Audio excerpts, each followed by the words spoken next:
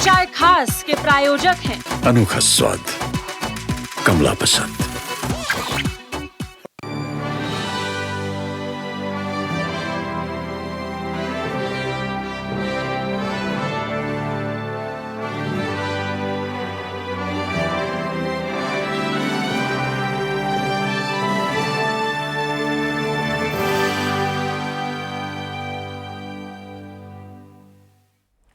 वंदे मातरम। आप देख रहे हैं हमारा खास प्रोग्राम चर्चाएं खास। आपके साथ मैं हूं सांची त्यागी।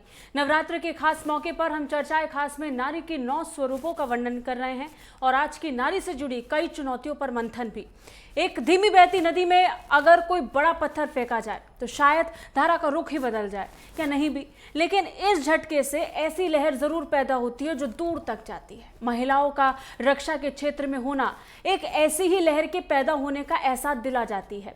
महिलाओं का रक्षा के क्षेत्र में होना ही उनके लिए एक अनसुलझा क्षेत्र सा लगता है। खासकर इस क्षेत्र के लिए महिलाओं को हर बार हर पद पर खुद को बार बार हर दिन साबित करना पड़ता है। सुरक्षा क्षेत्र में महिलाओं की भर्ती पर विवेकपूर्ण होकर फैसले लेने का जब तर्क दिया जाता है तो सोचना चाहिए कि क्या ये तर्क विवेकहीन होकर दिया जाता है, क्योंकि जब हम बराबरी की बात करते हैं तो हम बात करते हैं बराबर अधिकार की, और उस वक्त हमें सोचना चाहिए कि क्या अधिकार के तराजू वाकई बराबर है। इसी पर होगी आज की खास चर्चा, लेकिन उससे पहले ये रिपोर्ट देखिए।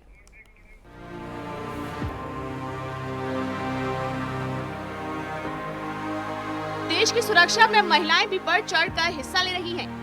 समय के साथ अब सुरक्षा बल, कमांडो, पुलिस हर जगह पूरे हौसलों के साथ है। उनकी भूमिका को देश में सराहा गया है। भारतीय सेना अब सचमुच नारी शक्ति से लैस हो गई है। महिलाएं अब देश की रक्षा का जिम्मा भी उठा रही हैं। वे अपना पराक्रम दिखा रही हैं। अब महिलाएं कमांडो बनकर अपनी जाबाजी भी दिखा रही हैं। बदलता समय है कि भारतीय पुलिस में महिलाएं अपना बढ़ चढ़कर योगदान दे रही हैं। इस समय सीमा क्षेत्र हो या फिर आंतरिक सुरक्षा, अब महिला कदमताल करते हुए आगे बढ़ रही हैं। भारतीय सेना की बात करें तो महिलाओं ने अपने अधिकारों के लिए बड़ी लड़ाई लड़ी है। सुप्रीम कोर्ट ने पुरुषों की तरह महिलाओं को सेना में कमांड पोस्ट देने पर अहम फैसला सुनाया है। अदालत ने दिल्ली हाई कोर्ट के फैसले को बरकरार रखते हुए कहा कि महिलाएं भी पुरुषों की तरह सेना में कमांड पोस्ट ले सकती हैं। भारतीय सेना में महिलाओं को आगे लाने और बढ़ावा देने के लिए कई प्रयास हुए हैं। दुर्गा शक्ति यात्रा जारी करने के अलावा स्कूल कॉलेजों में भी छात्राओं को सैन्य क्षेत्र में आने का प्रोत्साहन दिया गया। भारत में पुलिस क्षेत्र में भी महिलाओं, युवतियों को आगे लाने का प्रयास किया जा रहा है। लेकिन अभी भी देश में 10 पुलिस कर्मियों में सिर्फ एक महिला है। इसी तरह पुलिस महिला अधिकारी की बात करें तो 100 पुलिस अधिकारियों में सिर्फ 7 महिलाएं हैं। महिलाओं को इस क्षेत्र में आगे लाने के लिए प्रोत्साहित करने की जरूरत है।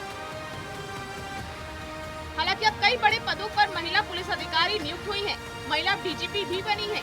युवतियां कमांडो की कठिन ट्रेनिंग पाकर पुलिस में शामिल हुई हैं। देखा गया है कि कोरोना के संकट को दूर करने में महिला पुलिस ने अपनी शानदार भूमिका निभाई है।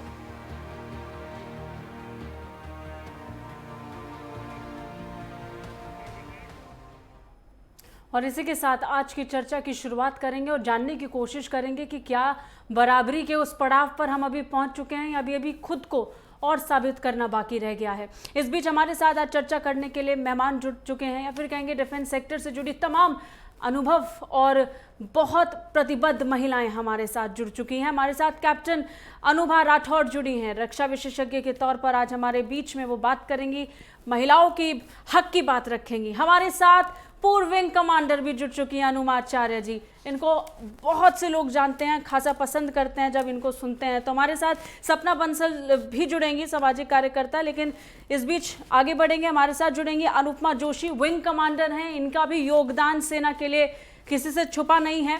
कैप्टन अमृत कौर हमारे साथ जुड़ी हैं बतौर रक्षा विशेषज्ञ। बहुत सी बातें रखेंगी, महिलाओं के लिए अभी कितनी चुनौतियां बाकी हैं उस पर आज हम चर्चा करने वाले हैं। बहुत बहुत शुक्रिया आप सभी का, आपने समय निकाला, वक्त दिया।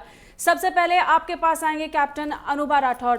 जब हम रक्षा क्षेत्र का जिक्र करते हैं, आपने उस दौर को देखा है जहां आपको हर दिन खुद को साबित करना पड़ता होगा, उस दौर के बारे में बताइए। और आज जब ये सुनती हैं कि अब कमांडिंग ऑफिसर मिलेगी, इसके अलावा स्थायी कमीशन का जो अधिकार है वो अब महिलाओं के पास आ चुका है, तो कैसा प्रतीत होता है, कैसा लगता है सब देखकर? देखिए, आपके आखिरी प्रश्न का उत्तर मैं सबसे पहले दूंगी जी। कि अब बहुत ही अच्छा लगता है। पीछे देखती हूँ तो लगता है हमने बहुत बड़ी राह, बहुत बड़ी यात्रा तय करके हम यहाँ पहुंचे हैं और आगे के लिए हम बहुत ही होपफुल हैं कि आगे और भी अच्छा हमें अच्छी राहें मिलेंगी। पर जी। जहां आपने पहला प्रश्न पूछा कि ये अभी तक का सफर कैसा रहा, जी। तो मैं आपको ये बताना चाहूंगी कि बहुत आसान नहीं रहा। तो कठिन रहा, जैसा आपने कहा कि हर पग पर हमें अपने आप को साबित करना पड़ा, बताना पड़ा कि हम पुरुषों से किसी भी तरह कम नहीं है। और ये जो सरकार ने फैसला लिया था उस समय कि महिलाएं इसमें आए भारतीय सेना में, तो हमें वो करके दिखाना था कि उनका ये फैसला सही था। और जब हमने ज्वाइन किया उस समय ये बिल्कुल सही बात है कि थोड़ा सा हमारा भविष्य धुंधला था, नहीं पता था कि 10 साल बाद हमारा भविष्य क्या होने वाला है। लेकिन उस वक्त भी हम सब में उतनी ही आशा और उतना ही जोश भरा हुआ था।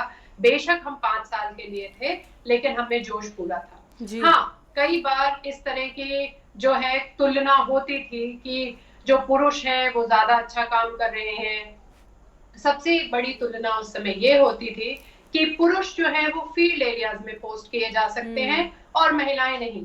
तो इसका भी हम सब ने उस वक्त काफी विरोध किया और अपना प्रदर्शन ऐसा किया कि धीरे धीरे सेनाओं को ये लेना पड़ा ये फैसला कि हम इनको भी आगे पोस्टिंग्स दे सकते हैं, आगे फील्ड एरियाज में पोस्टिंग दे सकते हैं। और जब से ये शुरू हुआ तब से कभी भी हमने पीछे मुड़ के नहीं देखा और हमेशा अपने आप को अच्छा पाया।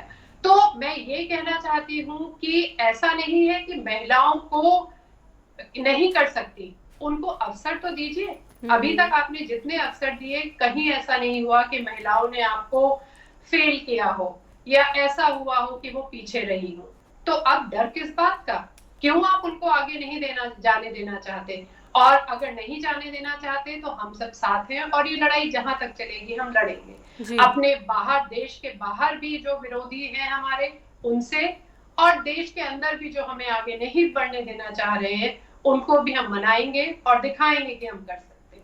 अच्छा, एक बहुत महत्वपूर्ण बात कैप्टन अमृत कौर यहाँ पर कैप्टन अनुभा ने अपनी तरफ से रखी है और इस पर मैं आगे आपसे सवाल लूँगी। अक्सर ये कहा जाता है कि फील्ड में महिलाओं को फ्रेम ही नहीं कर पाते हैं कि वो जाएंगी और जाकर युद्ध लड़ेंगी। इसके लिए तैयार क्यों नहीं होता है देश में हर एक वो दिमाग जो सोचते हैं कि देश की रक्षा के लिए सिर्फ पुरुष काफ़ी हैं, महिलाएं काफ़ी नहीं। अभी भी हम देखते हैं आधिकारिक पदों पर तो खुला निमंत्रण है महिलाओं के लिए, लेकिन युद्ध लड़ने के लिए नहीं जा सकती। जी सांची, सबसे पहले आपके माध्यम से मैं उन सभी महिलाओं को अपनी तरफ से बहुत ढेर सारी शुभकामनाएं देना चाहती हूँ जो उन्होंने इतनी लंबी लड़ाई लड़ी और जीती भी। आज एक बहुत ही ज्यादा ऐतिहासिक दिन आप कह सकते हैं, क्योंकि आज एक ऐसी लड़ाई जीती है जिसको लड़ते लड़ते 2 दशक निकल गए। अब आप जो बात कर रही हैं युद्ध पे जाने की बात, सबसे पहली बात, जो लड़ाई आज जीती है लेडी ऑफिसर्स ने, वो जीती है स्थायी कमीशन के लिए, परमानेंट कमिशन के लिए। इस वक्त कॉम्बैट का डिस्कशन तो शुरू हुआ ही नहीं है। अगर आप वेरियस फोरम्स जहाँ पे डिस्कशन होती है इस टॉपिक को लेकर, इस चर्चा जो होती है, वहां पे ज्यादा से ज्यादा जो पक्ष रखते हैं फॉर आर्मी, उनका ज्यादातर यही एक वो रहता है कि हिचकिचाहट रहती है कि जो लेडीज हैं उनको हम युद्ध के क्षेत्र में नहीं जाने देना चाहते हैं, हम उनको बॉर्डर पे लड़ते नहीं देखना चाहते हैं, क्योंकि उनके हिसाब से कई ऐसे रीजंस हैं, जैसे कि उनको एक प्रिजनर्स ऑफ वॉर ले लिया जाएगा, या उनके हिसाब से फिजिकली विमेन इतनी फिट नहीं होंगी, या वो इतनी मेंटली अपने आप को इतनी अग्रसर नहीं होंगी कि वो आगे जाकर युद्ध में पार्टिसिपेट कर सके। मैं यहाँ ये कहना चाहती हूँ सांची कि आप ये एक बहुत बड़ी एक धारणा बना रहे हैं अपने दिमाग में। जस्ट जो एक दिमाग में आपके एक थॉट है, उसको आप बार बार आप उसको प्रूव करने की कोशिश कर रहे हैं खुद। इस वक्त सबसे पहला जो पड़ाव जो पार हुआ है लेडीज का, वो हुआ है परमानेंट कमीशन के लिए। जो आप सोच के देखिए, 20 साल से ऊपर की सर्विस की हुई महिलाएं, उनको भी परमानेंट कमीशन नहीं दिया जा रहा था, जबकि 23 साल की उम्र में आप एक वेटरन का दर्जा हासिल कर लेते हैं तो सबसे बड़ी लड़ाई अभी वो थी कि जो 20 साल से ऊपर लेडी ऑफिसर्स हो चुकी हैं सर्विस में, आपने उनको इतने साल सर्विस करने का मौका दिया है, तो उनको आप स्थायी कमिशन किस बिना पर नहीं दे पा रहे? अच्छा, हैरानी इस बात से होती है कि ये लड़ाई 20 साल तक चल कैसे गई, और 2 दशक पहले की इस बात का ख्याल क्यों आया कि ऐसा कुछ हो रहा है? और इसके अलावा जी है सांची, ये 20 साल की नहीं है, ये लड़ाई बहुत पुरानी है जी। अगर आप देखिए 30 साल तो लेडीज महिलाओं को आर्मी डिफेंस सर्विसेज में हो चुके हैं। उसके पहले भी अगर आप देखिए मेडिकल कोर में भी लेडी ऑफिसर्स कई सालों से रही हैं और बहुत ही उम्दा उन्होंने अपनी सर्विस दी है जी। तो ये एक लड़ाई मुझे लगता है आगे भी जारी रहेगी, क्योंकि जब हम अब आता है कि कमांडिंग ऑफिसर के रोल पे जब लेडी ऑफिसर्स को सिलेक्शन बोर्ड 3 के तहत मापा जाएगा, जो मापदंड उनको हम उसके थ्रू जब वो पड़ाव जब उनको पार करने पड़ेंगे, तब एक नई तरह की चैलेंजेस उनको फेस करनी पड़ेंगी। तो ये लड़ाई कहीं खत्म नहीं हो गई है। अगर हम सोच के बैठे कि ये लड़ाई खत्म हो गई और अब सब ठीक हो गया है, मैं ऐसा मानती हूँ कि अभी तो और आगे बहुत ऐसी लड़ाइयाँ लड़नी होंगी महिलाओं को। अपने आप को प्रूव, जो हम बार बार बोलते हैं, प्रूव करना पड़ता है। पता नहीं ये धारणा कब खत्म होगी दिमाग से। चलिए, इस बीच हमारे साथ 2 विंग कमांडर्स भी जुड़ी हुई हैं, पूर्व विंग कमांडर्स हैं। अनुपमा जोशी जी, सबसे पहले आपके पास आएंगे। जब हम वायुसेना का जिक्र करते हैं तो देख पाते हैं आर्मी और नेवी से आगे एयरफोर्स नज़र आती है, क्योंकि यहाँ पर महिलाओं की संख्या ज़्यादा है। लेकिन परसेंटेज में अगर बात करें तो वो बहुत कम नज़र आता है। क्या इससे संतुष्ट होना चाहिए कि तीनों सेनाओं में, वायुसेना में महिलाओं की संख्या ज़्यादा है? ये संतुष्ट करने लायक है? पहली बात तो मैं ये कहना चाहूँगी कि ये फैक्ट है कि महिलाएं कम हैं, पर मेरा विचार थोड़ा सा फ़र्क होगा यहाँ पे कि मुझे लगता है कि मैं तो बहुत पॉजिटिव वे में इसको लेना चाहूँगी। और आपको अगर मैं स्टेप बैक करके बताऊँ तो मैं जो थी सबसे पहले स्थायी कमीशन के लिए जो कोर्ट में गया था वो मेरा केस था जी। तो 2010 में हमने केस जीता। वायुसेना पहली ऑर्गेनाइजेशन थी ट्राई सर्विस में आर्मी और नेवी से पहले जिसने एक्सेप्ट किया था कि वो महिलाओं को स्थायी कमीशन देंगे। तो एक तरह से मैं सोचती हूँ कि वायुसेना थोड़ा ज़्यादा ओपन रही है आर्मी की बदौलत कि उन्होंने विमेन को जो है स्थायी कमीशन देने का फैसला सबसे पहले किया जी। दूसरी बात मैं ये कहना चाहूँगी कि मैं बाकियों की बात सुन रही थी और मैं सहमत हूँ, पर एक चीज़ मैं ये सोचती हूँ कि जब भी कोई बदलाव आता है ना तो उसमें वक्त लगता है। सबसे इस चीज़ में मुझे सिर्फ एक बात का रंज या दुख है कि जितने फैसले आ रहे हैं, चाहे वो आज RIMC में भी लड़कियों को की भर्ती की बात हो रही हो या NDA में लड़कियों की भर्ती की बात हो रही हो, इन सब में डिसीजन जो दे रहा है वो कोर्ट दे रहा है।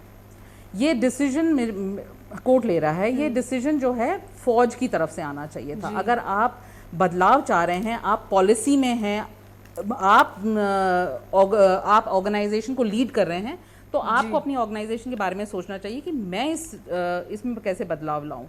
पर बजाय कि कोई बाहर से मुझे एक वो डिक्टाट दे रहा हो कि अब जो कोर्ट है वो मुझे बता रहा है, तो इस चीज़ से मैं ज़्यादा नाखुश हूँ। बजाय कि मैं मानती हूँ कि लड़ाई लंबी चढ़ी, सबसे लंबी लड़ाई मैंने खुद लड़ी है जी। तो वो चीज़ें मैं सोचती हूँ कि जब भी कोई चीज़ें, क्योंकि आप इस लड़ाई का जिक्र कर रही हैं, मैं ये ज़रूर जानना चाहूँगी आपसे, जब आपने इसकी शुरुआत की, जब आपके जहन में ये आया कि मुझे ये लड़ना है या इसके लिए आगे बढ़ना है, तो जब पहली बार लोगों ने ऐसा कुछ सुना होगा कि आप स्थायी कमीशन के लिए एक पहला स्टेप ले रही हैं या आगे बढ़ रही हैं, तो रिएक्शंस क्या थे? खास तौर पर पुरुषों का क्या इसकी तरफ रिएक्शन था?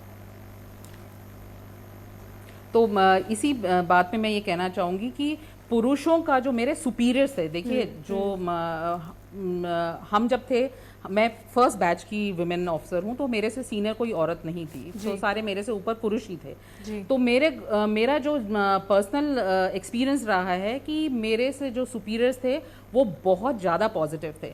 और जो हमारी वो होती है AR जिसे कहते हैं कि एनुअल रिपोर्ट होती है, उसके बेसिस पे जो है जो मैंने केस जीता है वो इस बेसिस पे जीता है कि हमारे सुपीरियर्स ने हमें अच्छी रिपोर्ट दी। उन्होंने कहा कि ये एसेट्स हैं ऑर्गेनाइजेशन के लिए। अगर वो ही नकार देते हमें और बोलते कि इनकी शायद ज़रूरत नहीं है, तो शायद हम ये पहला पड़ाव ही नहीं आगे पार कर पाते।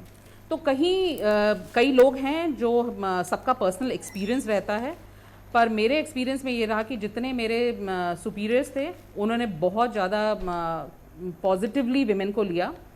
कई प्रॉब्लम्स थी, टीदिंग प्रॉब्लम जिसे कहा जाता है, जब फौज में आए वो सब थी उस वक्त, पर जिस तरह से हम लोगों को एक्सेप्ट किया गया, मुझे नहीं लगता कि ऐसा कोई और सर्विस, मैं आर्मी के बारे में और नेवी के बारे में नहीं कह सकती, पर एयरफोर्स में, और एयरफोर्स में एक और चीज़ मैं आपको बता दूं कि फ़र्क क्या है कि एयरफोर्स में जो फाइटिंग फोर्स है ना वो ऑफिसर्स हैं, अनलाइक आर्मी।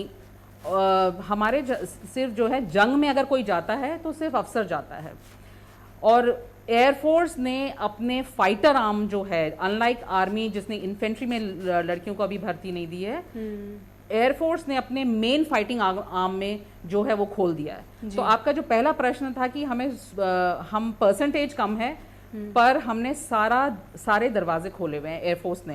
एंड ये नोट मैं आज कहना चाहूँगी कि आज एयरफोर्स डे है, तो आई थिंक अनुमा मेरे साथ है, मेरी इमीडिएट जूनियर थी Anuma. Wish you very happy air force day.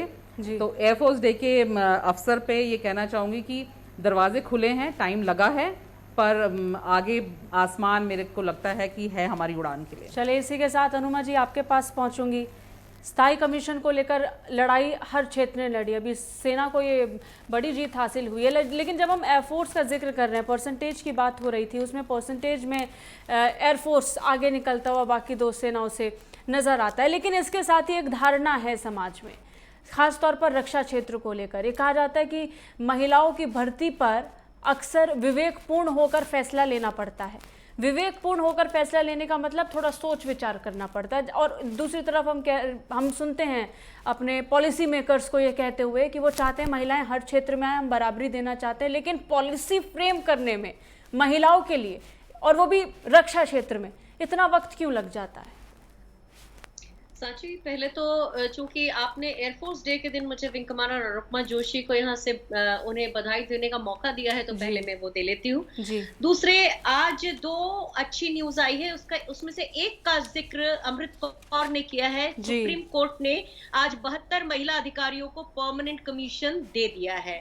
और दूसरी एक और न्यूज ये है कि जो बाकी 26 या 28 महिला अधिकारी हैं जो ये केस अपने परमानेंट कमीशन के लिए फिर से लड़ रही हैं, उनको सुप्रीम कोर्ट में उनकी जो अपील है वो दायर हो गई, सुनी गई। तो ये दो अच्छी चीजें हैं।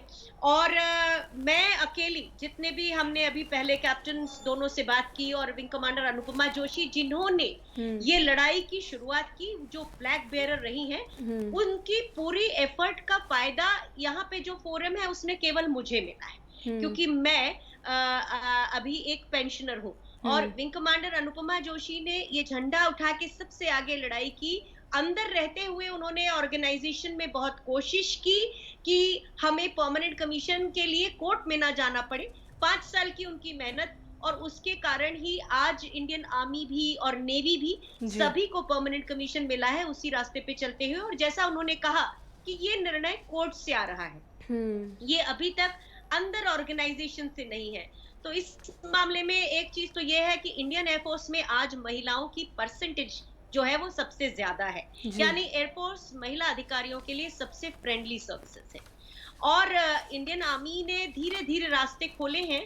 अब क्या हुआ, अचानक हमने देखा कि एनडीए में भी आएंगी, फिर सीडीएस एंट्री भी शुरू हो जाएगी, फिर मिलिट्री कॉलेजेस में भी महिला अधिकारी जो महिलाएं जो हैं उनको एंट्री मिली है। मैं समझती हूँ धीरे धीरे धीरे ये होना चाहिए। एक साथ बहुत कुछ हम निगलने की कोशिश करेंगे तो शायद, क्योंकि जिस तरह से 30 साल में अब जाके ये हुआ है, तो मेरा ये कहना बिल्कुल नहीं है कि 30 साल लगना चाहिए इसमें। मेरा ये कहना है कि एक एक करके ग्रेजुअली चीजें बढ़नी चाहिए, जिससे जो महिला अधिकारी है वो ऊपर तक पहुंचे।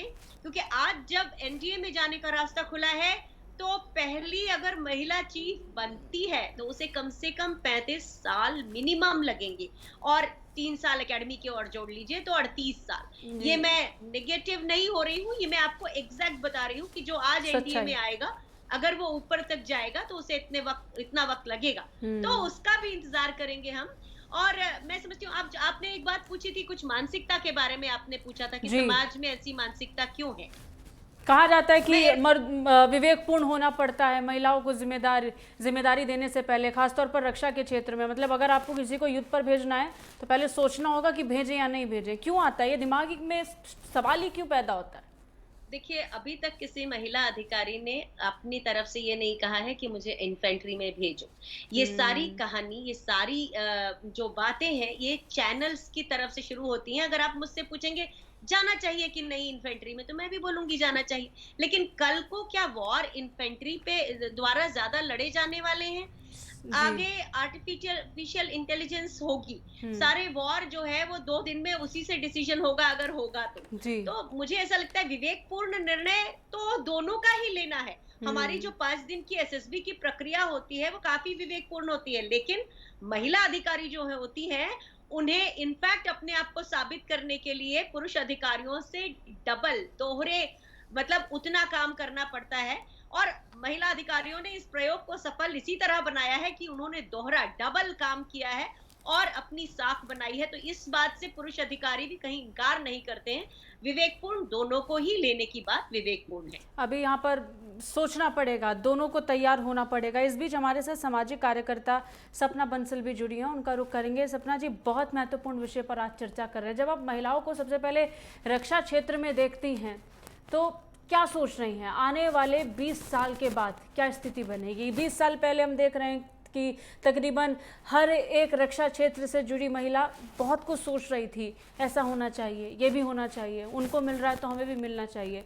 अब वो लगभग साकार होता हुआ नजर आ रहा है, एक तरीके से बीज फूट चुका है। लेकिन आने वाले 20 साल के बाद क्या कल्पना कर रहे हैं हम रक्षा क्षेत्र के लिए? देखिए, सबसे पहले आपने जो आज का विषय उठाया है वो विषय अपने आप में महिलाओं के गौरव और सम्मान का है। नारियों ने हमेशा अपने आप को प्रूव किया है, चाहे वो किसी भी दिशा में और दशा में हो। आप चंद्रगुप्त मौर्य के इतिहास में भी जाइए तो उनकी सुरक्षा के लिए महिलाएं थी। आपने कितने सारे राजा महाराजाओं को देखा होगा, उनकी सुरक्षा के लिए सैनिक कर्मी के रूप में महिला ने अपना योगदान दिया। कब ऐसा युग आया कि महिलाएं पीछे हो गई, उसके लिए हमारा पुरुष प्रधान देश भी कहीं ना कहीं जिम्मेदार है। आज महिलाएं उस सपने को साकार कर रही हैं। ये 9 दुर्गे का जो समय होता है, ये देवी शक्ति का स्वरूप होता है। स्त्री ने अपने आप को हमेशा प्रूव भी किया है और हमेशा करती आई है। मेरा ये मानना है कि अपनी आज के समय हमारे देश में जिस तरीके से बेटी बचाओ बेटी पढ़ाओ चल रहा है, हमारे नरेंद्र मोदी जी ने जिस तरीके की स्थितियां पैदा की हैं, बेटियां समझदार हो रही हैं और हर स्थिति में अपनी अहम भूमिका निभा रही हैं। मुझे पूरा विश्वास है कि आने वाली स्थिति में हमारी बेटियां बहुत आगे और अच्छा करेंगी। और जो बहनें लड़ी, उन्होंने उस लड़ाई को इतने मजबूती से अपनी बात को रखा कि आज हर जगह हमारी बहनों को स्थान मिल रहा है। आज जैसे एयरफोर्स डे भी है, तो मैं जो भी हमारी महिला पायलट रही है, मैं सबसे पहले उनको कॉन्ग्रेचुलेट करना चाहूंगी, क्योंकि एक लंबी लड़ाई के बाद में आपको एक शांति मिली है, आपको आपका हक मिला है, आपका सम्मान मिला है। उस सम्मान को बहुत पहले मिलना चाहिए था, क्योंकि वो सम्मान स्त्री का भी है। आप देखिए, हम पुरुष प्रधान देश की बात करते हैं, आज भी हमारे 1000 लड़कों पर 868 महिलाएं हैं, बच्चियां हैं। तो आज भी बच्चों की स्थितियां पीछे रहती हैं। लेकिन अब जिस तरीके से समाज बदल रहा है, दृष्टिकोण बदल रहा है, सोच बदल रही है, वो एक बात ये बताती है कि आने वाला समय हमारी महिलाओं का है। क्योंकि आप देखिए भी, जिस भी सेक्टर में हमारी फीमेल होती है, वहाँ भ्रष्टाचार बहुत कम होता है, बहुत सिंसियरिटी के साथ में काम होता है। आज उद्योग जगत में, चाहे वो एंटरप्रेन्योरशिप हो, चाहे आपके मार्केटिंग हो, चाहे डिजिटल हो या शिक्षा के क्षेत्र में हो, हमारी बहनें बढ़ चढ़कर हिस्सा ले रही हैं और कामयाब भी हैं। तो आगे आने वाले टाइम में सुरक्षा से संबंधित भी सारे पदों पे हमारी बहनें होंगी। और इस लंबी लड़ाई के बाद में जो जीत हासिल की है, उससे एक सुकून तो मिलता है, लेकिन अभी भी मैं पूरे तरीके से संतुष्ट नहीं हूँ, क्योंकि जो अधिकार मिलना चाहिए था वो बहुत पहले मिलना चाहिए था। हमने कई लड़ाइयां लड़ी, लेकिन लड़ाइयां हमें लड़ने की जरूरत ही क्यों है? ये तो हमें हमारी खुद की व्यवस्थाओं को देखना चाहिए। हमारी लोकतांत्रिक व्यवस्था है और वो हमेशा कहती है कि समानता समानता का व्यवहार होना चाहिए। समानता जब तक स्त्री और पुरुष का बैलेंस नहीं बनाया जाएगा, ये समाज का समाजीकरण बैठ ही नहीं सकता। मैं दिल्ली यूनिवर्सिटी में पढ़ाती हूँ और मुझे पूरा विश्वास है कि जिस तरीके की स्थितियों में हमारी महिलाएं, हमारी बच्चियां आगे बढ़ रही हैं, आगे आने वाले समय में हमारे पुरुष प्रधान देश को समझना पड़ेगा कि उनको और आगे किया जाए। और कहते भी हैं कि अपमान मत करना नारी का, इनसे जग चलता है और पुरुष जन्म लेकर इन्हीं की गोद से पलता है। इंसान की मृत्यु कैसे भी हो, लेकिन उसका जन्म तो एक स्त्री के द्वारा होता है। उसको सम्मान भी देना पड़ेगा, उसके सम्मान की रक्षा भी करनी पड़ेगी और उसका जो अधिकार है उसको भी देना पड़ेगा। तभी ये समाज की धुरी आगे बढ़ पाएगी, सामाजिकता का जो ताना बाना है वो बैठ पाएगा। जी, और इस बीच कैप्टन अनुबा राठौर आपके पास में पहुंचूंगी। अनुबा जी, मैं कहीं पढ़ रही थी, ये कहा जा रहा था और ये बहुत आम बात है, जब हम बतौर सैनिक एक महिला को इमेजिन करते हैं, सोचते हैं कि वो लड़ने जाएगी, तो सवाल ये पूछा जाएगा कि ठीक है लड़ने जाएंगी, लेकिन क्या सियाचिन पर जा सकती हैं? सियाचिन में अगर एक कैंप के अंदर 4 मर्दों के साथ एक महिला को रहना हो तो क्या वो रहेंगी? ये सवाल मैं आपसे पूछना चाहती हूँ। अगर ऐसी स्थितियाँ आपके सामने आती तो आप जाएंगी, आप पहुँचेंगी? एक महिला के लिए ऐसे सवाल आते हैं तो एक महिला क्या सोचती है, वो भी तब जब वो आर्मी के अंदर है? ये जानना बहुत ज़रूरी है। देखिए, ये बहुत अच्छा सवाल है जी। जब एक महिला या एक लड़की ज्वाइन करती है फौज में, अब तो वो पूरी तरह से इस बात से परिचित होती है कि उसको किन परिस्थितियों में नौकरी करनी पड़ सकती है, देश की सेवा करनी पड़ सकती है। जैसा कि माहौल सियाचिन में 2 तरह का माहौल हो सकता है, एक तो वातावरण के तौर पर और दूसरा जो जैसा आपने कहा कि पुरुष ज्यादा हो। तो जहां तक ये जब से लड़कियां फौज में आई हैं वो वेरियस कैंप्स में जाती रही हैं और वेरियस फील्ड्स में धीरे धीरे जाती रही हैं, तो इस तरह का वो अनुभव पहले ही कर चुकी है। रही बात सियाचिन में जाने की, कई एक्सपेडिशंस में लड़कियां गई हैं, बहुत पहले से जा रही हैं, जब से लड़कियां फौज में आई हैं, मेरी अपनी कोर्समेट्स जा चुकी हैं। तो जहां तक अगर आप बात करें मनोस्थिति महिलाओं की, वो इसके लिए तैयार है। और अभी जो हमारे काउंटर पार्ट्स हैं, सही बात कही, मैं सुन रही थी अभी ये चर्चा कि जो हमारे पुरुष काउंटर पार्ट्स हैं या पुरुष जो हैं हमारे साथ, उनकी भी सोच काफी बदल गई है। वो भी अब काफी, हम कह सकते हैं कि बहुत ही इस तरह से सोचते हैं कि महिलाएं हैं और वो कर सकती हैं। तो मेरे ख्याल से धीरे धीरे स्थिति थोड़ी सुगम बन रही है महिलाओं के लिए। महिला भी तैयार है और पुरुष भी आप कह सकते हैं जो इस समय साथ में है वो भी तैयार हैं। तो फिर मुझे नहीं लगता कि कोई भी चीज उनको रोक सकती है। और चाहे वो सियाचिन हो, चाहे वो रेगिस्तान हो, चाहे वो समुद्र हो, कहीं पे भी महिलाएं जाने के लिए तैयार हैं। और अब जबकि उनकी ट्रेनिंग और हर चीज में धीरे धीरे चीजें इनकॉर्पोरेट होंगी कि आपको किस तरह की परिस्थितियों का सामना करना पड़ सकता है फौज में रहते हुए, तो वो पहले से ही इस चीज के लिए प्रिपेयर्ड आती हैं। तो मुझे नहीं लगता कि इसमें किसी भी तरह की किसी भी महिला को जो फौज में है अड़चन होगी या वो मानसिक रूप से तैयार नहीं होगी। और फिर हमने तो देखा है भारतीय महिला स्नाइपर की भूमिका भी निभाती है। भारतीय महिला ना जाने कितने रोल्स अदा करती हैं, अगर उस रोल को निभाने के लिए भेजा जाए तो उसको भी बखूबी निभा लेंगे। और फिर किसी दर्द को सहने की क्षमता तो महिलाओं से ज़्यादा शायद ही किसी में हो, या फिर होती ही नहीं है, ये कहना सही होगा। एक छोटे से ब्रेक के लिए रुकना पड़ेगा। मैं वापस आप सभी के पास लौटूंगी, सवालों का सिलसिला लगातार जारी रहेगा। इसके साथ ही आगे हम चर्चा करेंगे एनडीए में अब महिलाएं भी आ सकती हैं और इसके ज़रिए से सेना में भर्ती ले सकती हैं, लेकिन ये भी फैसला जो लिया गया वो भी बहुत दिलचस्प तरीके से लिया गया। इस पर आगे चर्चा को जारी रखेंगे। एक छोटे से ब्रेक के लिए रुक रहे हैं, जल्द लौटेंगे, बने रहिए हमारे साथ।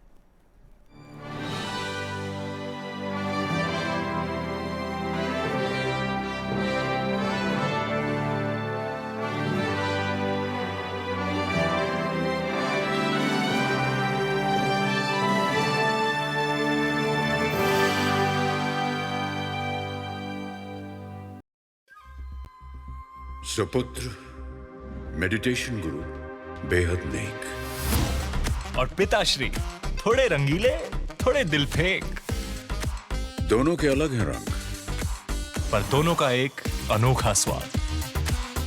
कमला पसंद अनोखा स्वाद। नमस्कार, उत्तराखंड सीएम हेल्पलाइन में आपका स्वागत है। उत्तराखंड सरकार और नागरिकों के बीच नहीं है दूरी। सीएम हेल्पलाइन नंबर 1905 ने खत्म की हर मजबूरी।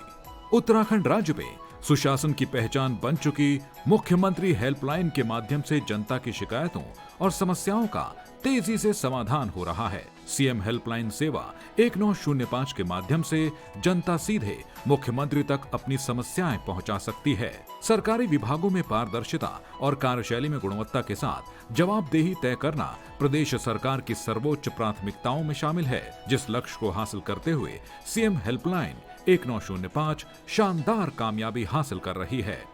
आपने सीएम हेल्पलाइन में कोई अपनी शिकायत दर्ज करवाई थी? जैसे ही मैंने उस सीएम हेल्पलाइन में कॉल दर्ज की थी, उसके 12 घंटे के अंदर मेरी समस्या में सॉल्व हो गई थी सर। अच्छा। ये तो काफ़ी इजी हो गया अब हेल्पलाइन में शिकायत करना, और वाकई 2 से 3 दिन के अंदर ही रिस्पॉन्स आ गया।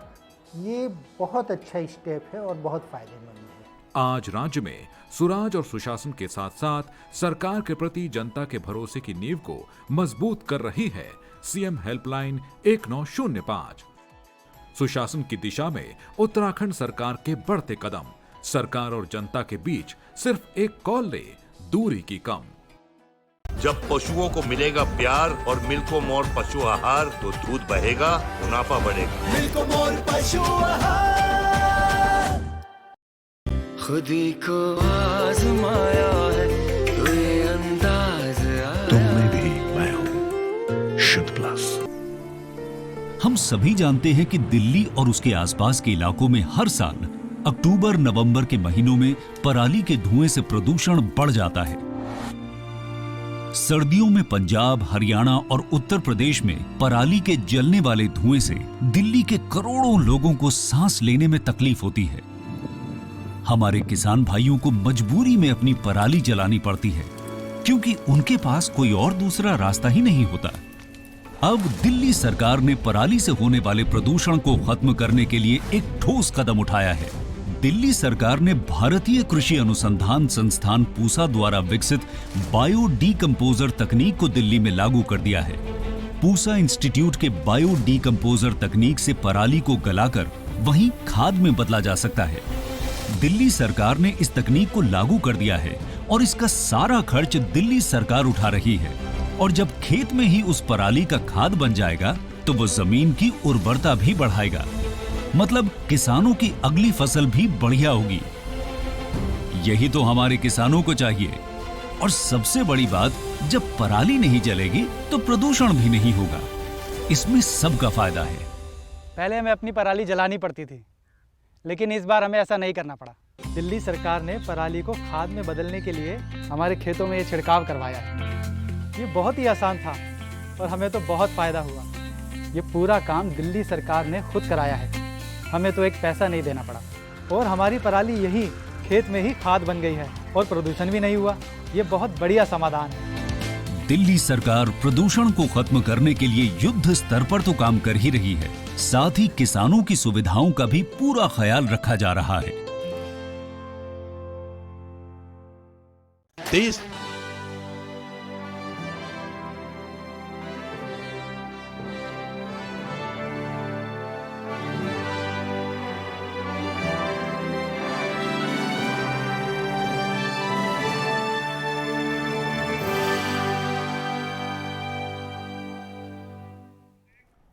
ब्रेक के बाद फिर से स्वागत है आपका चर्चाए खास में मिशन शक्ति के तहत 9 दिन देवी के 9 स्वरूपों का वर्णन हम कर रहे हैं, विभिन्न मुद्दों को उठा रहे हैं और आज रक्षा से जुड़े मुद्दे पर आज हम चर्चा कर रहे हैं। महिलाओं का रक्षा क्षेत्र में भागीदारी कितनी बड़ी और अभी कितनी और भागीदारी मिलनी बाकी है, इस पर चर्चा कर रहे हैं। तमाम मेहमान हमारे साथ जुड़े, एक बार फिर से उनका इंट्रोडक्शन आपसे करा देते हैं। हमारे साथ कैप्टन अनुभा राठौर जुड़ी हैं विशेषज्ञ तौर पर, हमारे साथ अनुमा आचार्य जुड़ी हैं, रिटायर्ड विंग कमांडर हैं, सपना बंसल सामाजिक कार्यकर्ता, अनुपमा जोशी विंग कमांडर हमारे साथ जुड़ी हैं, साथ ही साथ कैप्टन अमृत कौर हमारे साथ बतौर रक्षा विशेषज्ञ जुड़ गए हैं। बहुत बहुत शुक्रिया आप सभी का हमारे साथ जुड़ने के लिए एक बार फिर से। और इन सब के बीच में सबसे पहले आपके पास मैं आने वाली हूँ कैप्टन अमृत कौर। जब हम इन तमाम चीज़ों का जिक्र कर रहे हैं, एक चीज़ का जिक्र इस दौरान होना चाहिए, आप सभी ने इसका जिक्र पहले किया भी, एनडीए में राष्ट्रीय सुरक्षा एकेडमी और इसके अलावा हम देखते हैं नेवी एकेडमी में भी अब अवसर देने की बात कोर्ट की तरफ से की गई। यहाँ पे सबसे बड़ी बात यह है कि महिलाओं को अवसर देने की बात को लेकर बार बार सुप्रीम कोर्ट अपनी भूमिका निभा रहा है, चाहे वो स्थायी कमीशन के संदर्भ में हो, एनडीए एग्जाम्स को लेकर के हो, या फिर नेवी एकेडमी को लेकर। बहुत दुख की बात है सांची। मैं तो ये ऐसे ही शुरुआत करूंगी अपनी आंसर की। जी। बहुत दुख की बात इसलिए है कि जिस सर्विस में आप हैं, जहां जिस सर्विस में आप अपना पूर्ण रूप से अपनी तरफ से आप अपनी 100% आप दे रहे हैं, और पिछले करीब 3 दशक से जहां महिलाओं ने अपने आप को हर एक ड्यूटी जो उनको दी गई, हर ड्यूटी को उन्होंने बहुत ही बेहतरीन तरीके से निभाया है, प्रूव करती आई हैं। तो इतने दशक बीतने के बाद भी जो ये लड़ाई आज भी जारी है, रादर जारी थी, अब हो जानी चाहिए, ये बहुत दुख की बात है कि सुप्रीम कोर्ट की तरफ से हर ऑर्डर पुश किया गया है आर्मी के अंदर, फिर चाहे वो शुरुआती दौर में जो परमानेंट कमीशन लेडी ऑफिसर्स को दिया गया, चाहे वो था, उसके बाद फिर 147 लेडीज को और परमानेंट कमीशन दिया गया, और एक हफ्ता पहले जब ये 72 लेडी ऑफिसर्स की जो सुनवाई हो रही थी, उस समय भी मौका था इंडियन आर्मी के पास इंक्लूसिवनेस के लिए, उनको इंक्लूड करने के लिए और उनको स्थायी कमीशन देने के लिए, लेकिन तब भी सुप्रीम कोर्ट को बीच में आना पड़ा, और उन्होंने बहुत ही क्लियर वर्ड्स में ये बोला कि 72 लेडी ऑफिसर्स को आप एक ब्लैंकेट डिसीजन के तहत या ब्लैंकेट रीजन के कारण आप उनको रिजेक्ट नहीं कर सकते हैं, तो आप हमें चाहे 72 रीजन दीजिए आप। मतलब मेरा कहने का मतलब ये है कि इस तरह की जो एक कहा सुनी जो चल रही थी सुप्रीम कोर्ट में बिटवीन सेंटर और बाय द जजेस, ये बहुत ही दुख की बात है। एज अ महिला अगर मैं अपने आप को वहाँ पे अगर उस पोजीशन में देखूं, तो मुझे ये बहुत दुख होगा इस चीज का, और हुआ भी कि आप इतने सालों से अपने आप को प्रूव करते आ रहे हैं, और कितने इम्पोर्टेंट पोजीशंस महिलाओं ने पूरे तरीके से उन्होंने निभाए हैं, उसके बावजूद भी सिर्फ परमानेंट कमीशन देने के लिए आप इतना ज्यादा मतलब पुश करना पड़ा। तो आगे आने वाले दिनों में आप सोच सकते हैं कि महिलाओं के लिए मुझे लगता है कि ये कोई बहुत आसान नहीं रहेगा, क्योंकि आने वाले समय में उनको कमांडिंग ऑफिसर्स के पोजीशन के लिए चुना जाएगा। उसके आगे की अगर हम बात करें परमानेंट कमीशन और एनडीए जो आप बात कर रही थी, एनडीए एक बहुत ही प्रीमियर ट्राई सर्विस ऑर्गेनाइजेशन है जो वर्ल्ड ओवर मानी जाती है, और जो फ्यूचर जनरल्स जो तैयार होते हैं फौज के, वो एनडीए से होते हैं। आप कोई भी चीफ जो आर्मी के हैं, नेवी के हैं, एयरफोर्स के हैं, और बहुत इंपॉर्टेंट जो जनरल्स हमारे फौज के रहते हैं, वो सब एनडीए से ही पास आउट होते हैं। जी, तो और मैं इस बात का जिक्र करना चाहती हूँ। मेरे साथी कुछ स्कूल में थे, अक्सर जब इस बात को लेकर डिस्कशन होता था कि ये कुछ ग्रुप ऑफ पीपल हैं जो एनडीए के लिए प्रिपरेशन कर रहे हैं, और मैं इच्छा जाहिर करती थी कि एनडीए क्या होता है मैं जानना चाहती, तो ये कहा जाता था यू आर नॉट एप्लीकेबल। ये जो नॉट एप्लीकेबल मैं सुना करती थी खुद भी, तो तभी सोचते थे क्या नॉट एप्लीकेबल है, एनडीए के बारे में हम नहीं जानते और हम पूछ भी नहीं सकते हैं कि एनडीए क्या है। तो इस पर तो विचार करना चाहिए ना कि ऐसा बना ही क्यों। अभी भी कितनी बच्चियां होंगी वो ऐसा सुनती होंगी, you not applicable for this for that. जी देखिए, मुझे तो बहुत खुशी है कि RIMC जो राष्ट्रीय इंडियन मिलिट्री एकेडमी है, जो वो है, या फिर आप कह लीजिए जो मिलिट्री स्कूल्स हैं, इन्होंने अभी एंट्री शुरुआत कर दी है लेडीज के लिए। अब ज्यादातर जो बच्चे जो एनडीए में 12वीं कक्षा के बाद जाते हैं, कई ऐसे बच्चे हैं जो मिलिट्री स्कूल से अपनी एजुकेशन हासिल करते हैं, जहां उनको एक फौजी तौर तरीका सिखाया जाता है। मेरे पास जब मैं कॉलेज में थी, अगर मैं शेयर कर सकती हूँ, तो मैंने एनसीसी ज्वाइन किया था, जो मेरे पास एक वही ऑप्शन था एक्सपीरियंस करना, क्योंकि एनसीसी यूथ विंग है इंडियन आर्मी का। तो मेरे पास बस वो एक वही ऑप्शन था, क्योंकि मुझे बहुत ज़्यादा, बिकॉज मैं सेकंड जनरेशन ऑफिसर रही हूँ अपने परिवार की, मेरे पिताजी भी आर्मी में थे, मेरी सिस्टर आर्मी में रह चुकी हैं, तो मुझे भी अंदर से बहुत इच्छा थी कि मैं भी आर्मी ज्वाइन करूँ 12वीं कक्षा के बाद। और उस समय मेरे पिताजी एनडीए में ही पोस्टेड थे, और अपने सामने जब मैं हासिल करते हुए ट्रेनिंग देखती थी बॉयज को, तो मेरे अंदर भी एक इच्छा प्रकट होती थी अंदर से मेरे, कि मैं भी चाहती हूँ यहाँ पे आना, लेकिन मेरे पास ऑप्शन नहीं था। तो फिर मैंने एनसीसी ज्वाइन किया, और एनसीसी के बाद फिर मुझे और एक आइडिया मिला कि फौज एक्चुअली होती क्या है। सेम तरीके से जो RIMC है और जो मिलिट्री स्कूल्स हैं, यहाँ पे लड़कियों की एंट्री होना एक बहुत ही बेहतरीन कदम है, क्योंकि वहाँ पे वो एक तरह से वो शिक्षा हासिल कर पाएंगी जो उन्हें एक डिसीजन मेकिंग प्रोसेस में भी हेल्प करेगा कि वो आगे फौज ज्वाइन करना चाहती हैं या नहीं, कहाँ क्या, और उसके लिए ब्रॉड कॉन्सेप्ट लाने की जरूरत है। अनुपमा जोशी जी, मैं आपके पास आऊंगी। इंतजार पूरे देश को इस बात का कि कब हम कहेंगे हमारी पहली army chief, air chief marshal हमारी महिला हो, या फिर चीफ ऑफ नेवी स्टाफ कोई महिला हो, इसका इंतजार कर रहे हैं। कितना वक्त लग जाएगा अनुपमा जोशी जी वहां तक पहुंचने के लिए? वो बचपन से, आप भी अपने बचपन से सोचते होंगे मैं बड़े होकर इस पोस्ट तक पहुंचना। कोई भी महिला जो रक्षा क्षेत्र में आई है, वो उसके दिमाग में एक पल के लिए तो ये आएगा कि वो चीफ बनना चाहती है अपनी सेना का, अपने क्षेत्र में। जाहिर सी बात है, देखिए 30 साल तो हो गए हैं महिलाओं को ऑलमोस्ट आए हुए, तो अगर उसी वक्त ये डिसीजन हो जाता तो अगले 5-6 साल में हम एक चीफ देख सकते थे जी। पर जैसे अनुमा ने भी कहा कि अभी ये पड़ाव काफ़ी आगे और काफ़ी दूर है, पर मुझे ये नहीं लगता, मुझे ये विश्वास है और ये कॉन्फिडेंस है कि आगे जाके ये शायद हम रहे ना रहें, बट ये ज़रूर दिन आएगा। दो चीज़ मैं आपको कहना चाहूँगी कि जब यूनिफॉर्म पर्सनल की बात होती है, आर्मी नेवी एयरफोर्स को तो छोड़िए, पर ऑलमोस्ट 50 साल हो गए हैं, जैसे सिविल सर्विसेज होते हैं या पुलिस सर्विसेज होती हैं, उसमें ओपन एग्जामिनेशन है, उसमें आप जाइए, जो बेस्ट परफॉर्म करता है वो निकलता है। तो एक मिलिट्री को भी ये सोचना चाहिए कि हमारी जो एंट्री लेवल है उसमें वो क्या करते हैं कि विमेन के लिए एक अलग एंट्री लेवल है, वैकेंसीज निकलती हैं, मेल्स के लिए अलग वैकेंसी निकलती है। असली लड़ाई हम तब जीतेंगे जब एक ओपन एंट्री होगी, आपके पास 100 वैकेंसी हैं, उसके लिए आप सब अप्लाई करिए, हो सकता है 100 में से 80 विमेन निकले और 20 मैन निकले, और विच जो भी तरीका हो उसमें। जैसे मैंने जब अपनी लड़ाई लड़ी थी और मेरी जो प्रेयर थी कोर्ट में वो बहुत ही सिंपल थी कि I should be given permanent commission on the basis of my efficiency, not on the basis of my gender. मेरी एफिशिएंसी आप देखिए, मेरा जेंडर मत देखिए, आप ओपन रखिए सब चीज़ को। Competition should be open, whoever makes it. आप दौड़ लगाइए, जो पहले पहुंचेगा, चाहे वो महिला हो चाहे वो पुरुष हो। जिस दिन हम उस मकाम पे पहुंचेंगे उस दिन मुझे लगता है इक्वालिटी आएगी, चाहे उसमें एक भी विमेन ना आए, चाहे उसमें 100 की 100 विमेन आ जाएं, पर इस चीज को हमें एक्सेप्ट करना पड़ेगा कि आपको सुनकर पता नहीं ये ख्याल आ रहा है, इस लेवल पे पहुंच जाएंगे। नहीं जानती रूपमा जी कि वो जो फॉर्म होता है उसमें जेंडर कॉलम ही नहीं होना चाहिए। एग्जैक्टली जी, आप अप्लाई करिए और आप निकले तो वेल एंड गुड, अगर नहीं निकले। पर हमारी सोसाइटी में भी चेंजेस आ रहे हैं और टाइम लगेगा। और एनडीए के बारे में मैं ये कहना चाहूँगी कि बहुत बड़ा पहल ये है, क्योंकि अगर जो लड़कियां होती हैं 12वीं के बाद, अगर वो उनका इच्छा होती है फौज में जाने के लिए, तो जब तक वो कॉलेज करती थी और प्रिपेयर किया, नहीं निकले, तो मोस्टली क्या होगा कि पेरेंट्स प्रेशर डाल के कहीं दूसरे काम कर लिए या शादी हो गई। पर यहाँ पे एक कन्फर्मिटी आ जाएगी, अगर आप मिलिट्री स्कूल से जा रहे हैं या RIMC से जा रहे हैं, तो आप क्लास 6 से यू आर बीइंग प्रिपेयर्ड, आपको प्रिपेयर हो रहा है कि आप फाइनली एक करियर में एंटर कर रहे हैं।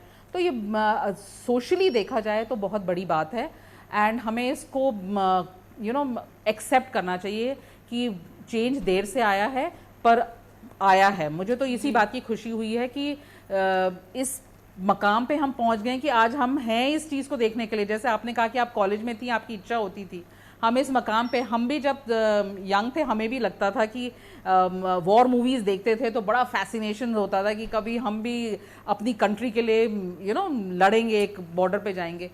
भगवान ना करे कि ऐसी लड़ाइयाँ हों और किसी को बॉर्डर पे जाना पड़े, पर just to defend your country, constitution does not differentiate. Constitution आपको डिफ्रेंशिएट नहीं करता है, वो ये नहीं कहता है कि आप सुरक्षा अपनी देश के लिए सिर्फ एक महिला कर सकती है या एक पुरुष कर सकता है। जब आपने ओलंपिक में कॉन्टिजेंट भेजा था तो बॉक्सिंग में आपने सिर्फ मर्दों को नहीं भेजा था, वेट लिफ्टिंग में सिर्फ मर्दों को नहीं भेजा था, आपको आज आपका जो झंडा लहराया वहां पे वो भी महिलाओं ने ही लहराया है।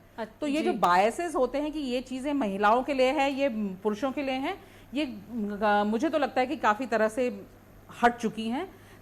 देर लग रही है पर I am happy about it कि हम यहाँ तक पहुँच गए। मुझे तो बहुत खुशी है। ये मान सकते हैं कि इस समय हमने अपनी कुर्सियों की पेटियां बांध ली और किसी भी कीमत पर अब ये जो उड़ान है वो हम भरने वाले हैं, या फिर समझिए भर ली है, बस अब हमें अपनी डेस्टिनेशन तक पहुंचना है। ऑलमोस्ट भर ली है जी। अनुमा जी, मैं आपके पास आऊंगी। जैसे अच्छा, बहुत कंस्ट्रक्टिव ये निकल कर आ रहा है, बहुत अच्छा लग रहा है, हम इतनी हेल्दी कन्वर्सेशन कर रहे हैं, इतनी अच्छी तरीके से चीज़ों को सोच पा रहे हैं, समझ पा रहे हैं, और एक बहुत ब्रॉड कॉन्सेप्ट चाहिए। मैं तो ये सोच रही हूँ अनुमा जी, जब सिर्फ सोचने की बात आती है और आइडियाज़ देने की बात आती है तो महिलाएं इतना अच्छा सोचती हैं और आइडियाज़ दे सकती हैं, अगर फिजिकली अपने आप को प्रूव करने की बात आई तो वो भी कर देंगे, उसमें कोई दौराय नहीं है, और करते आए हैं अनुमा जी। साची, ये विंग कमांडर अनुपमा जोशी ने अभी जो बोला कि उसमें ओपन एग्जाम करिए, तो उन्होंने एक ऐसी चीज को चुनौती दी है, ये फिर कोर्ट जा सकती है, ये फिर कोर्ट जा सकता है। नहीं, ये नहीं, मेरी बात सुनिए जी। अगर वाकई केवल जो ऑफिसर लाइक क्वालिटी जिसका चेक होता है, अगर उसकी बात हो तो वाकई 80% महिलाएं आ जाएंगी अगर ओपन एग्जाम हो गया तो। पहली चीज। दूसरी चीज, wing commander Anupama Joshi swimming में इतनी चैंपियन थी कि जब वो स्विमिंग पूल में उतरती थी तो मेल ऑफिसर्स डर जाते थे, मेल कैडेट्स, क्योंकि वो उनको डिफीट कर सकती थी। तो जहाँ फिजिकल का एग्जाम्पल है तो वो मैं आपको दे रही हूँ। वैसे ही मेरे कोर्स में भी एक ऐसी महिला अधिकारी थी। तो फिजिकल जो एक जिसको हमेशा एक टैबू की तरह देखा जाता है, ऐसा कुछ नहीं है। मेरी सबसे छोटी बहन इंडियन आर्मी में थी और वो भी, इनका एक कमांडो ट्रेनिंग हुई थी, उसमें she stood third in her course which was a combined, जो सबका मिला जुला कोर्स था। तो ये छोटी छोटी जो टैबू है, ये छोटी छोटी जो बातें कही जाती थी, उनका समय अब चला गया है। आने वाला समय महिला अधिकारियों का है, बशर्ते उन्हें एक सही परसेंटेज में अंदर लिया जाए, और जो ऑलरेडी महिला अधिकारी है आज की तारीख में, उनको एक सुरक्षित करियर दिया जाए। हर महिला अधिकारी को अलग अलग, जैसे एक 72 लोगों ने आज केस जीता, एक 26 लोग अभी फिर लड़ेंगे, उसके पहले और पीछे पाइपलाइन में और लोग हैं जो लड़ रहे हैं। इन सबको छोड़कर मेरे ख्याल से तो जब जस्टिस संजय किशन कौल ने हमारा निर्णय 10 मार्च को दिया था, विंग कमांडर अनुपमा जोशी और रुखसाना हक की जो पिटीशन थी उसके ऊपर, और हम सब उसके को एप्लीकेंट बने थे आगे चल के, तो जब उन्होंने ये कहा था कि परमानेंट कमीशन देना चाहिए, वो तभी हो जाना चाहिए था। लेकिन अब उसको होते होते देखिए आज 12 साल और गुजर गए और उसके बाद हुआ है। स्वागत है, लेकिन अब अलग अलग लड़ाइयां ना लड़नी पड़े, सरकार को अपनी तरफ से कुछ करना चाहिए। उसमें सुप्रीम कोर्ट के ऊपर हम नहीं लादना चाहते। सुप्रीम कोर्ट ने अपनी तरफ से सबसे ज्यादा जो सशक्त निर्णय हो सकते हैं वो उन्होंने महिला अधिकारियों के लिए लिया है, और मैं समझती हूँ वो एक अच्छी रे ऑफ होप है। जी, और इसके अलावा अगर हम सपना जी इस बात का जिक्र करते हैं कि महिलाओं का भी और चुनौतियों को पार करना है, भी और अपने आप को साबित करना है, तो अच्छी बात है,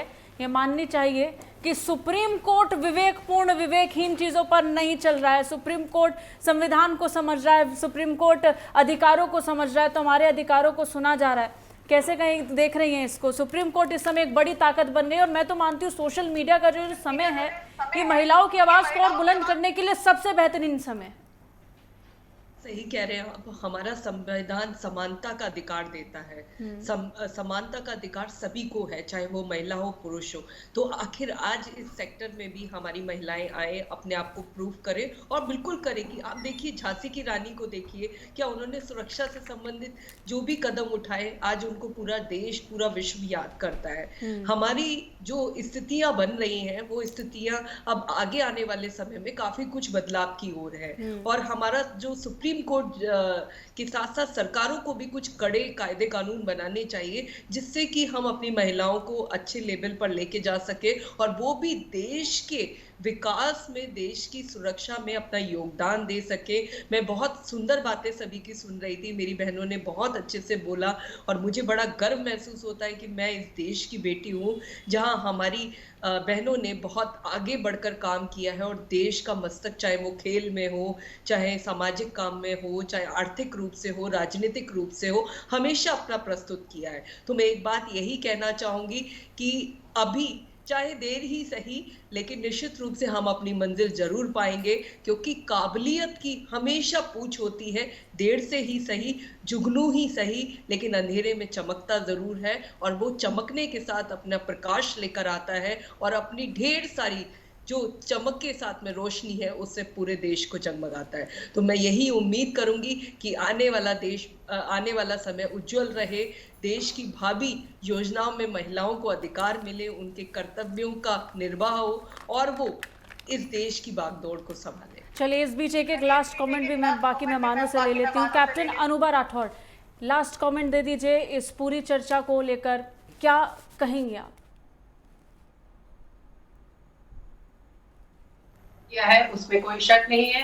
आगे भी मैं बहुत आशावान हूँ कि जिस तरह से द्वार खुल रहे हैं, एक्सेप्ट किया जा रहा है महिलाओं के लिए एक बहुत ही अच्छा भविष्य सामने है, बहुत ही सुनहरा भविष्य सामने है, और ऐसा ही भविष्य देश के लिए भी है। देश का नाम और रोशन करेंगी ये महिलाएं।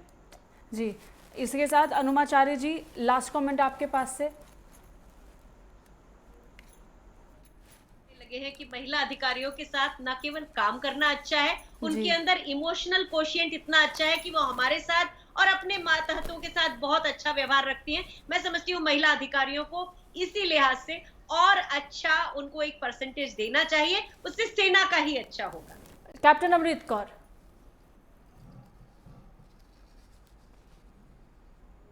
कन्वेंशनल वॉरफेयर नहीं है, तो अगर हम बात करें कॉम्बैट की, तो उसमें भी मुझे लगता है कि महिलाओं की भागीदारी के बारे में हम सोच सकते हैं, क्योंकि अब वो समय नहीं है कि सिर्फ ग्राउंड पे जाके लड़ाई लड़ी जाती है। बहुत ऐसी तकनीक आ गई हैं, ड्रोन्स हैं, वेपन सिस्टम हमारे इतने डेवलप हो चुके हैं, इलेक्ट्रोमैग्नेटिक स्पेक्ट्रम की हम बात करते हैं। तो इस टेक्नोलॉजिकल डेवलपमेंट का जो फायदा है एक ओवरऑल पूरे देश में हमें महिलाओं को भी मिलना चाहिए, क्योंकि जब एक महिला की भागीदारी आप 100% करेंगे तो मुझे लगता है कि हमारी आर्मी, हमारा डिफेंस और भी सशक्त होगा। विंग कमांडर अरुणिमा जोशी, 20 साल बाद कहां देख रही हैं भारत में महिलाओं को, खासतौर पर रक्षा क्षेत्र में? रक्षा के लिए सबसे ज़रूरी चीज़ जो है वो है सैक्रिफाइस, और औरतों को सैक्रिफाइस नहीं सिखा सकता कोई, क्योंकि जो सैक्रिफाइस वर्ड है वो सिनोनिम है एक विमेन के साथ जी। और मैं तो इस को यही कहना चाहूँगी कि आज एयरफोर्स डे है, तो हमारा जो मोटो है नभम स्पर्शम दीप्तम, may all the women touch the sky with glory जी, और हम तैयार हैं उसके लिए। सपना बंसल जी। यत्र पूजनते रमनते तत्र देवता, हमारी महिलाएं बहुत अच्छा कर रही हैं, और मैं देख रही हूँ कि आने वाला भविष्य उनके लिए उज्जवल है। उनके लिए सारी जो चुनौतियों के साथ साथ जो उज्जवल कामनाएं हैं वो इंतजार कर रही हैं। तो अपने पंख फैलाइए उड़ने के लिए, क्योंकि आगे आने वाला भविष्य आप ही का ही है। चलिए, बहुत शुक्रिया सभी का हमारे साथ जुड़ने के लिए, तमाम मेहमानों का इस बड़े विषय पर इतनी अच्छी चर्चा करने के लिए। हमने महिलाओं को अलग अलग रूपों में देखा है। आज हमने महिला के रक्षा से जुड़े हुए रूप को देखा। महिला तो वो है जो समय पर आने पर अगर बुरा वक्त आए तो ढाल लेकर के रक्षा कर सकती है, तो साथ साथ तलवार लेकर वार भी कर सकती है। और आज वो समय है जब महिलाओं को अब अपने आप को और साबित करने की ज़रूरत नहीं है। हर कोई जानता है महिला की काबिलियत के बारे में, बस ये जो असमंजस की स्थिति उस बैलेंस के सामने बिगड़ती है जब हम ये तोलना शुरू करते हैं कि बराबरी तो ठीक है, लेकिन कितनी बराबरी मिल रही है और देनी बाकी है, ये भी समझना चाहिए। खैर, इसी के साथ बस इतना ही। देश और दुनिया की तमाम खबरों के लिए देखते रहिए नेटवर्क 10। जय हिंद।